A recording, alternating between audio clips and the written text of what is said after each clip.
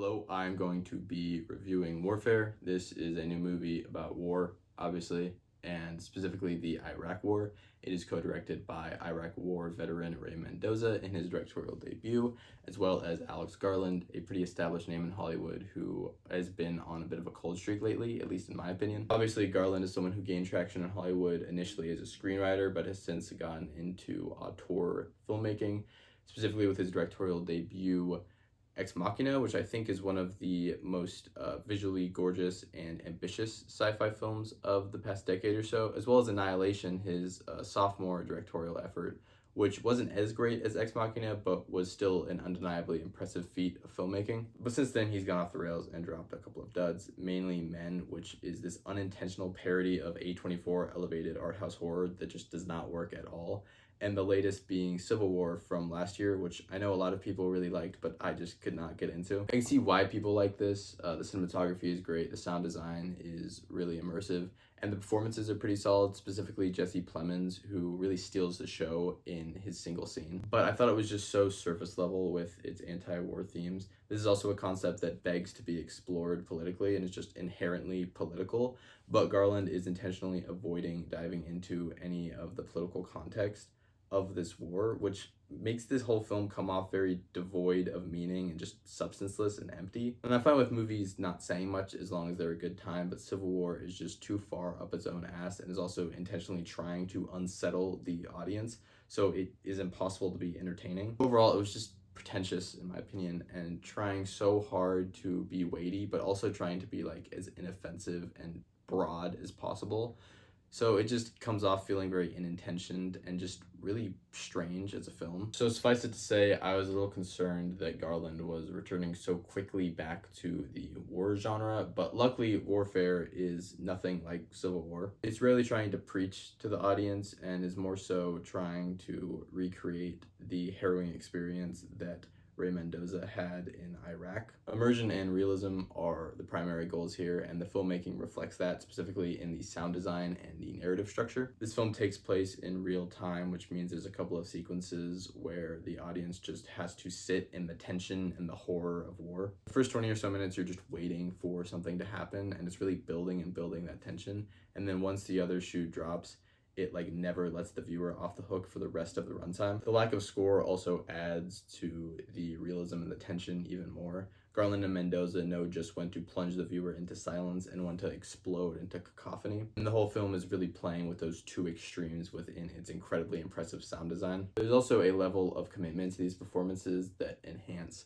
the filmmaking even more. I forgot to mention, but this includes a bunch of young stars in its ensemble, including Will Poulter, Charles Melton, Michael Gandolfini, Cosmo Jarvis, and Joseph Quinn, and they're all doing a really great job of selling that terror. I have three standouts in particular, the first one being Joseph Quinn, who, slight spoiler alert, spends the majority of the movie yelling in pain, and is again just doing a really great job of selling that pain. Cosmo Jarvis is doing a great job here as well, and bringing a lot of tension to the first 20 minutes where he's just like looking through a sniper scope and like reporting on what's going on outside and just building that anticipation. I also loved Kit Connor, who I've never seen in anything before, but his performance really reflected a central idea within Warfare, this idea of war being really paralyzing and disorienting. Connor mainly just hides in corners of rooms here looking scared, and whenever he's forced into the fray, he has no real idea of what he's doing, or is at least so shell-shocked that even if he knows what he's doing, he doesn't know how to execute upon it. And that's kind of true for everyone here. I think it's significant that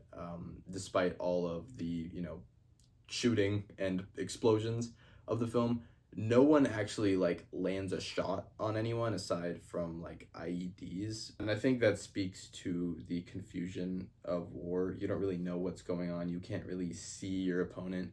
You're just sort of like stuck in this incredibly loud environment and you are unable to escape it. And the visuals with like lots of smoke and lots of tight shots are really trying to immerse the viewer in the inescapability and the claustrophobia of the environment. There's dozens of wides of soldiers just shooting into heavy dust and smoke with no real hope of hitting their targets, if they even have one to begin with. That facelessness and anonymity of the opponents is what leads me into my primary criticism of Warfare, which is how little attention it pays to the other side of the war. Clearly, the film is mainly trying to immerse the viewers in the soldiers' experience, but that leads to us only being able to empathize with the Americans and none of the Iraqis. The soldiers overtake this family's house and force them into a bedroom, and they're really the only Iraqi characters that are not perceived as antagonistic. But even this family is largely ignored, only seen in fleeting moments, and just not getting paid much attention to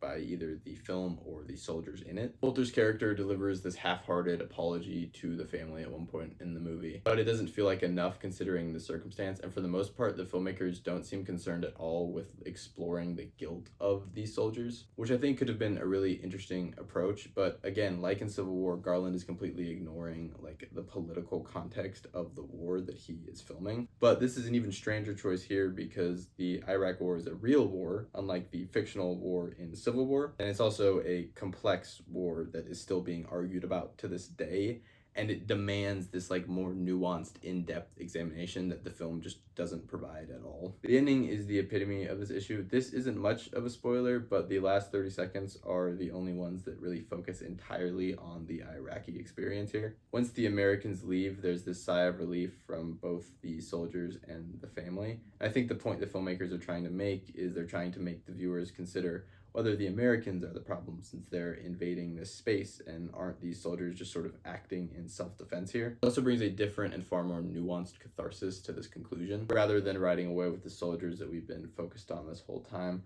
we're forced to sit in the violence and the ramifications of what has happened here. It's a great way to end the movie, but then the movie doesn't end. It has this final sequence showing the real-life soldiers side by side with their Hollywood counterparts, and then is like interspersing this footage of Mendoza and Garland directing the actors. It's aiming to commemorate the soldiers, including the ones who made the movie, but it comes off as sort of self-indulgent because the whole movie has already been focused on the soldiers' experience, and the only moment that we're focusing entirely on the Iraqis is immediately taken over by the American soldiers' experience again. And I don't know, this choice just really rubbed me the wrong way and really epitomized the issues I've been having with Garland lately. He just seems to go with the safest, most inoffensive choice rather than actually challenging the viewer and getting into the complexities of the themes that he's attempting to explore here. It's crazy to call a movie that is as harrowing and difficult to watch as Warfare inoffensive, but in some ways, specifically thematically, it really is. But overall, I think Warfare is pretty good,